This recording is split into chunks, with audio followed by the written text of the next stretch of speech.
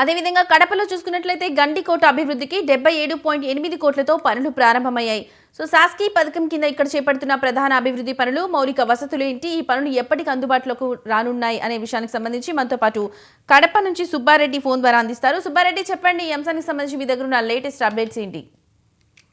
లక్ష్మి, రాష్ట్ర ప్రభుత్వం పర్యాటక శాఖ పైన ప్రత్యేక దృష్టి పెట్టి ఇప్పటికే పర్యాటకానికి సంబంధించినటువంటి నిధులు కూడా మంజూరు చేసేటటువంటి పరిస్థితి ఉంది. ఏదైతే పర్యాటక ప్రాంతాలు ఎప్పుడైతే డెవలప్ చేసినామో రాష్ట్రం కూడా ముందుకెళ్లేటువంటి పరిస్థితి ఉంది. పర్యాటకకు సంబంధించినటువంటి పర్యాటకులు ఎప్పుడైతే రాష్ట్రంలో ఎక్కువగా వచ్చేటువంటి నేపథ్యంలోనే పర్యాటకంగా కూడా డెవలప్ అయ్యేటువంటి పాటు రాష్ట్రం అభివృద్ధి చెందినటువంటి సూచనలు కూడా వచ్చేటువంటి పరిస్థితి అయితే కనిపిస్తున్నటువంటి నేపథ్యంలోనే ఇప్పటికే రాష్ట్ర ప్రభుత్వం పర్యాటకం పైన ప్రత్యేక దృష్టి పెట్టడం జరిగింది. అందులో భాగంగానే ఏదైతే కడప జిల్లా Gadikota, grand canal of Gadikota అనేటువంటి దానికి దృష్టిలో పెట్టుకొని ఇప్పటికే పర్యాటకానికి సంబంధించి బాగా అభివృద్ధి చేయడంతో పాటు అందుకు సంబంధించి నిధులు కూడా మంజూరు చేసేటువంటి పరిస్థితి ఉంది. ఏదైతే ఇప్పటికే దాదాపు 77 కోట్లకు సంబంధించి ఏదైతే గండికోటలో 77.8 కోట్ల వ్యయంతో గండికోటలో పలు అభివృద్ధి కార్యక్రమాలు అనేటువంటిది జరుగుతున్నటువంటి పరిస్థితి అయితే ఇది జమ్మలమడు, కడప జిల్లా జమ్మలమడు మండలంలో ఉండేటువంటి ప్రపంచ పర్యాటక కేంద్రంగా చెప్పేటువంటి గడ్డికోటకు సాస్కీకి సంబంధించినటువంటివి. ఈ సాస్కీకి సంబంధించినటువంటి నిధులు మంజూరు కావడంతో ఈ నిధులతో ప్రస్తుతానికి అయితే అభివృద్ధి జరిగేటువంటి పరిస్థితి అక్కడ కనపడుతోంది. అయితే ఇప్పటికే ఏదైతే 77.8 కోట్లలో దాదాపు ఇప్పటికే 80% పనులు కూడా పూర్తయినట్లు సంబంధించిన అధికారులు కూడా చెప్తున్నటువంటి పరిస్థితి ఉంది.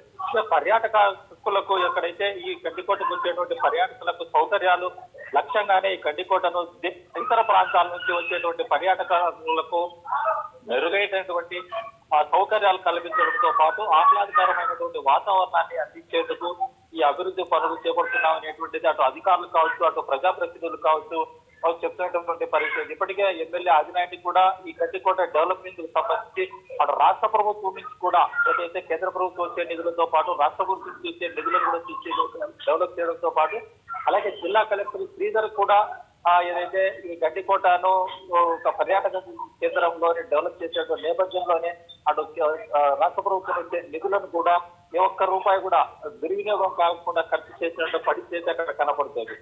పర్యాటకులకు వచ్చేటువంటి అవసరాలకు అనుగుణంగా ఇక్కడ మౌలిక వసతులతో పాటు సుందరీకరణ, అలాగే ఇతర సౌకర్యాల కల్పనపై కూడా అటు రాష్ట్ర ప్రభుత్వంతో పాటు జిల్లా అధికారులు కూడా ప్రత్యేక దృష్టి పెట్టారని చెప్పుకోవచ్చు.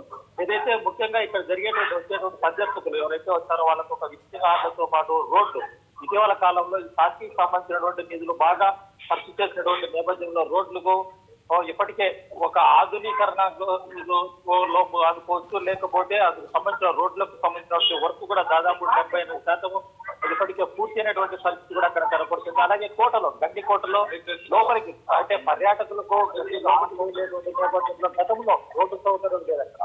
ఇప్పుడు ప్రస్తుతానికి ఆ రోడ్డు కూడా లోపల కోటలో ఏర్పాటు చేయడం జరిగింది.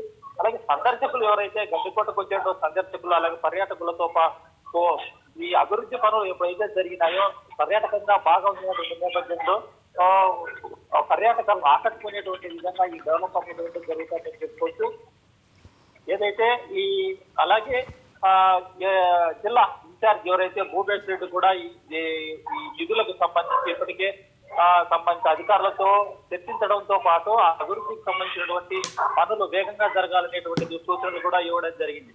ఏదైతే ఈ సాక్షికి సంబంధించినటువంటి కేంద్ర రాష్ట్ర ప్రభుత్వాలు చేసేటువంటి సహకారం చేసేటువంటి ఈ నిధులు నిర్దేశించినటువంటి లక్ష్యాల మేరకు ముందుకు సాగుతున్నాయని కూడా చెప్పుకోవచ్చు లక్ష్మి. అలాగే మిగిలిన పనులు పర్యాటకాలకు వచ్చేటువంటి పార్కింగ్ సౌకర్యం, ఏదైతే దూర ప్రాంతాల్లో వచ్చేటువంటి పర్యాటకాలకు అక్కడ విడిదికి ఏర్పాటుకు సంబంధించినటువంటి పనులు కూడా దూర ప్రాంతాల్లో వచ్చే గతంలో పర్యాటకులకు సెంటర్ రూపంలో విడిది సౌకర్యం అనేటువంటిది రెంట్కి ఉండేటువంటిది అలాంటి తీసేసి విడిది సౌకర్యాలకు కూడా అంటే ఒక రిసార్ట్ రూపంలో ఇక్కడ ఏర్పాటు చేయడానికి చిన్న రిసార్ట్లు ఏర్పాటు చేసే పరిస్థితి ఇక్కడ ఉంది. అయితే ఏదైతే భారీగా రిసార్ట్ రూపంలో ఏర్పాటు చేయడానికి కూడా అందుకు సంబంధించినటువంటి పర్యాటకానికి సంబంధించినటువంటి ఎవరైతే రిసార్ట్లకు కావచ్చు అలాగే భారీ ప్రాజెక్టులు వచ్చేటటువంటి నేపథ్యంలోనే అందుకు సంబంధించినటువంటి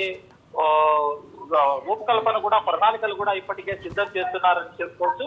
అయితే ఏది ఏమైనా కూడా గండికోట అనేటువంటిది అటు పర్యాటకాలను దృష్టిలో పెట్టుకొని ఇప్పటికే అభివృద్ధి పూర్తిగా అభివృద్ధి చెందేటువంటి నేపథ్యంలోనే ఆధునీకరణతో పాటు పర్యాటక కోల్పలు ఆకట్టుకుంటే విధంగా ప్రత్యేక ఆకర్షణగా నిలిచేది కూడా చెప్పుకోవచ్చు. ఓవరాల్ గా చూసినట్లయితే ఆ గండికోట అనేటువంటిది పర్యాటక రంగానికి ఒక ఊతం చెందినటువంటిది కూడా చెప్పుకోవచ్చు.